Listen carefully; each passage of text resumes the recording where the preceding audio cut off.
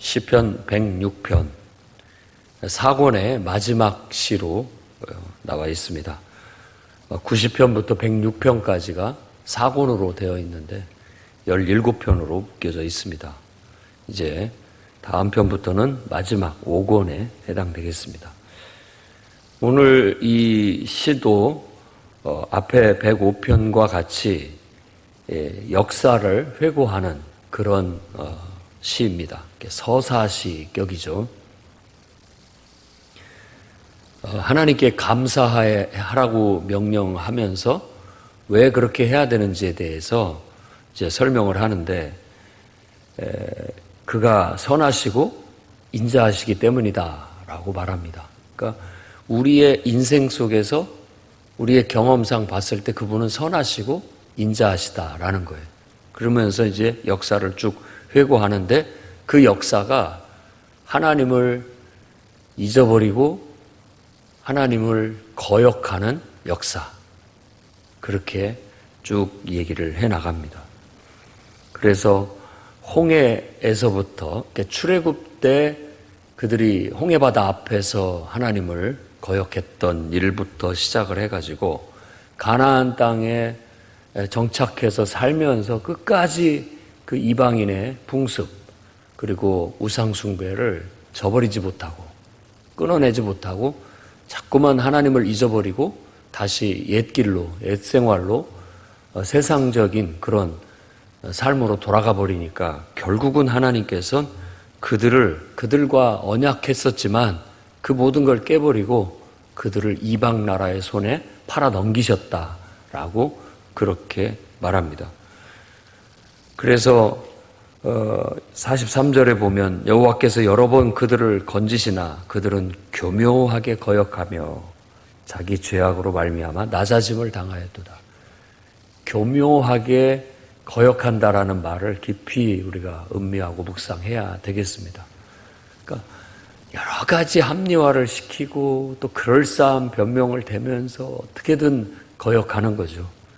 거역하는 그런 인간의 얄팍한 잔꾀들, 그리고 그것으로 인한 하나님을 거역하는 불순종, 이런 것들이 너무 만연하고 악이 많아서 결국 하나님께서는 그들을 낮추실 수밖에 없었다라고 그렇게 평가를 하고 있는 겁니다. 그러면 우리는 어떤 길로 가야 되느냐? 앞에 보면 3절에 정의를 지키는 자들과 항상 공의를 행하는 자는 복이 있도다 라고 선언합니다. 정의, 공의, 이것은 하나님의 정의요 하나님의 공의라고 할 수 있겠습니다. 그러니까 이 말 속에는 하나님의 다스림이 정의와 공의로 되어지는 것이니까, 하나님이 뭘로 다스리냐? 구약 때는 율법이라는 그 법을 주고 언약을 세워서 너희들 이대로만 잘 지키면 너희들을 위대한 나라, 큰 나라가 되게 하겠다. 그리고 여기에서는 4절부터 5절에 얘기하고 있는 게 구원을 베푸실 뿐만 아니라 구원을 베푸시고 또 형통하게 해주시고 기쁨을 얻게 해주시고 유산을 자랑하게 하겠다라고 그렇게 말하고 있는 겁니다. 그러니까 우리가 복의 길로 가면 되는데, 이 복의 길과 그 다음에 멸망의 길, 이 두 가지 길을 하나님이 제시하고, 하나님이 어거지로 끌고 가는 게 아니라 선악을 알게 하는 나무 실과를 먹은 이후로 자유의 의지를 가진 우리에게는 항상 우리에게 선택권을 줍니다. 우리에게. 그러니까 우리한테 달려 있는 거예요. 그 전에는 선택할 일도 없었어요. 그냥 당연히 에덴 동산 같은 하나님의 품 안에 그냥 있었던 것이죠. 여러분의 자녀들이 품 안에 있을 때에는 여러분 마음대로 할 수 있었던 것처럼, 그러나 아이들이 자기 생각이 있고 자기 의지가 생기고 자기 의견이 생기게 되면 그때부터는 이제 설득과 타협, 선택을 할 수 있도록 하게 하고 책임을 지게 할 수밖에 없는 그런 과정으로 나아가는 것처럼, 그것은 나쁘다는 말이 아니라 성숙함입니다. 그러니까 선악을 알게 하는 거, 자유의 의지를 가지고 스스로 결정하고 행동하는 것이 성숙한 모습이나 그럴 만한 능력이 없을 때에는 더 부모를 신뢰하고 부모의 말에 더 순종하는 태도를 가져야 더 복되고 더 올바르게 나아간다라는 것이죠. 그러니까 우리가 하나님에 대한 믿음, 신뢰도 마찬가지입니다. 내가 내 마음대로 내 인생을 살 수 있죠. 내 의지고. 그러나 내가 하나님을 신뢰하고 하나님이 하란 대로만 하면 내 생각보다 더 바르고 옳기 때문에 내게 더 유익해라는 믿음, 신뢰 가지고서 그분이 지시하신 대로 또 가르치심을 내게 주신 대로 내가 가르침을 받은 대로 철두철미하게 실천하면 이 세상에 어렵게 살 사람이 없다. 하나님의 은혜를 못 받고 하나님의 축복을 못 받을 사람이 없다. 하나님의 구원을 경험하게 되고 하나님의 형통함을 보게 될 것이고 정말 전체적으로 큰 기쁨을 누리게 될 것이고 또 하나님이 주신 소유, 이거 유산이라고 번역을 했습니다만 소유라는 단어입니다. 하나님이 소유를 자랑하게 해주실 것이다 라는 말은 그만큼 풍족하게 해주실 것이라는 그런 약속의 말인 것이죠.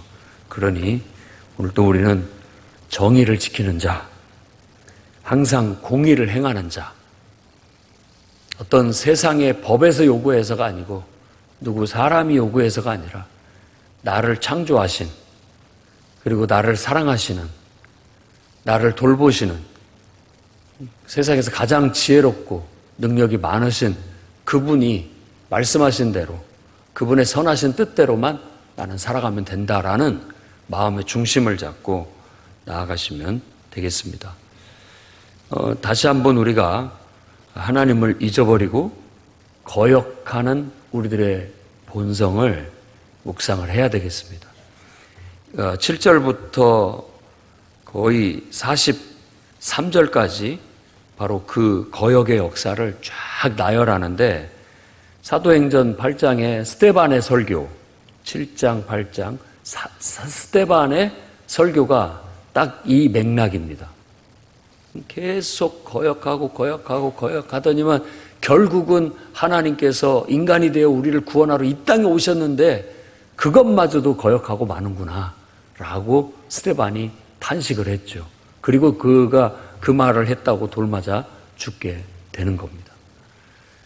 그게 인간의 본성 속에 있는 어떤 하나님을 잊어버리고 하나님의 은혜를 잊어버리고 거역하는 그런 우리 안에 내재되어 있는 죄성, 본성입니다. 분명히 우리 안에 자유의 의지가 있고 스스로 결정할 수 있는 길이 있고 이렇게 가면 우리에게 가장 복되고 좋다는 걸 알매도 불구하고 그걸 잊어버리고 행하지 않는 그런 마음. 그리고 이 길로 가게 되면 그 길이 결국은 나를 죽이게 만드는 길인 줄을 알면서도 하지 말아야 되는데도 그걸 하고 마는 우리들의 이 타락한 본성, 이런 것들을 우리가 역사를 회고하면서 한번 쭉 살펴보고 그런 것들을 얼마만큼 잘 통제하고 다스리느냐가 우리 인생의 삶의 수준을, 삶의 가치를 결정하는 것이라고 볼 수 있겠습니다. 이런 것을 하나님의 뜻으로 본 역사라고 할 수 있겠습니다. 함석헌 선생은 이제 우리나라의 역사를 뜻으로 본 역사라 해가지고 기독교적인 신앙의 관점에서 창조주 하나님의 관점에서 아가페, 사랑이라는 그것이 우리 민족을 이끌어 왔다라고 그렇게 쭉 이렇게 해석을 해서 다시 역사를 쓴 그 책이 있습니다. 여러분도 한번 참고해서 읽어보시고, 저도 그 책을 읽으면서 느낀 것은 다른 것을 떠나서 우리 인생도, 지금까지 살아온 인생도 하나님의 뜻으로 한번 해석해 볼 필요가 있겠구나. 회고를 쭉 해보는 거죠. 태어난 것부터 하나님의 뜻으로 보는 겁니다. 그리고 쭉 살아온 모든 여정을, 학업, 결혼, 직장, 모든 여정들을 하나님의 뜻으로 해석해 보는 거예요. 그것이 그 속에서 내가 얼마만큼 하나님을 충실하게 잘 받들어서 그분의 선하신 뜻을 성취해 왔는가, 아니면 하나님을 망각하고 잊어버리고 곁길로 빠져서 거역하는 그런 삶을 살아왔는가, 이걸 분반해 볼 수가 있는 것이죠. 이스라엘을 거역의 역사로 쭉 나열을 했습니다마는 순종하고 하나님께 잘했던 역사도 분명히 있습니다. 그러나 지금 이 시를 쓰는 사람은 바벨론의 포로로 끌려갔다가 이제 막 돌아오는 그런 사람의 입장이었기 때문에 깊이 그동안 우리가 왜 이런 고난을 당하고 이렇게 이방 나라에 뿔뿔이 흩어져서 포로 생활을 할 수밖에 없느냐라는 이유를 바로 우리가 하나님을 잊어버렸고 하나님을 거역하는 그런 어떤 것들을 끝끝내 버리지 못해서다라고 결론 짓고 있는 겁니다. 그러나 하나님은 그런 우리들을, 하나님을 늘 잊어버리고 거역한 우리들에게 늘 선하게 대하시고 인자하심으로 대하셨다라는 걸 찬양하는 겁니다. 그러니 그런 우리들을 진작에 하나님께서 멸하셨어도 할 말이 없을 터인데, 그래도 끝끝내 하나님께서는 언약을 기억하시고 다시 한번 기회를 주시고 또 그분의 인자를 베풀어 주시고 그분의 선하심으로 우리를 다시 한번 이렇게 세우시고 다시 모으셨다. 그러니 이런 기회는 다시 놓치지 말자, 다시는 그런 길로 가지 말자 하는 그런 굳은 결단과 각오가 그 속에 배어 있다고 할 수 있겠습니다. 그리고 이제 이 중에서 아까 정의를 지키는 자, 항상 공의를 행하는 자, 복이 있다라고 하는데 대표적인 인물을 비느하스로 보고 있습니다. 30절에 그때 비느하스가 일어서서 중재하니 이에 재앙이 그쳤도다. 이 일이 그의 의로 인정되었으니 대대로 영원까지로다. 우리가 지금 가야 할 길이 비느하스의 그 의로운, 그 영웅적인 행동의 길이라는 겁니다. 그때 당시 발람의 꾀임에 속아가지고 이스라엘 백성들이 바알을 음란하게 숭배하는 그런 일들로 인해서 많은 젊은이들이 이 죄악에 빠지게 되었던 거예요. 근데 그걸 막아선 자가 바로 비느하스였습니다. 비느하스가 일어나서 그들을 처단함으로써 더 이상 그 일들이 이스라엘에 퍼지지 못하도록 막았다라고 말하는데, 이 시인이 지금 바로 비느하스와 같은 결단, 비느하스와 같은 행동을 우리에게 요구하고 있다라는 겁니다. 과감히 우리 안에 침투해 들어오는 악을 끊어내야 됩니다. 처단하고 단호하게 뿌리를 뽑고 잘라내야지 어설프게 인간적인 동정과 어떤 안이함으로 대한다면 평생 그 고질적인 병을 고치지 못하고 결국은 서서히 쇠약해지며 말 그대로 서서히 우리는 죽어가고 멸망으로 갈 수밖에 없다는 것을 기억해야 됩니다.